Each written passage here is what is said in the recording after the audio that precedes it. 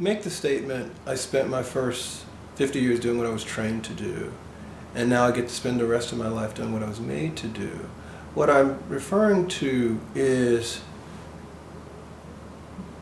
building on your education, your training, your upbringing, all those things that society teaches us is important for career.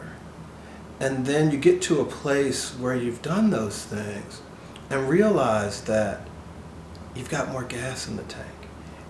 There's a bigger meaning than just what you do for work.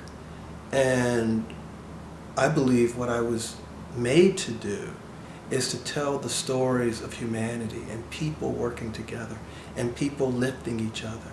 And so for me, getting a chance to tell stories through cinema, through stage, through books, through magazines, is a way to give back more than I borrowed.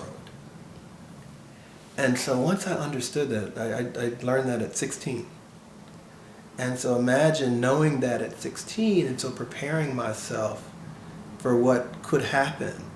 And now, I mean, when I wrote that 60-year plan, I am living out my plan. In my plan, I was to retire at 50 years. I retired at 49 years, 348 days. And everything I do now is extra gravy. I get to go wherever I want, and it's a wonderful life.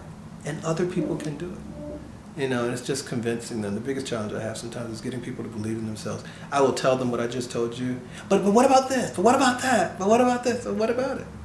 You get to have the life you're willing to work for.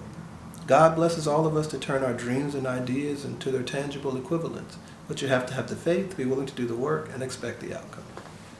If you expect it, and you do the work, got a little faith, the magic happens. And why I say a little faith? Because all you got to have is enough the mustard seed. It's a little bit. Goes a long way.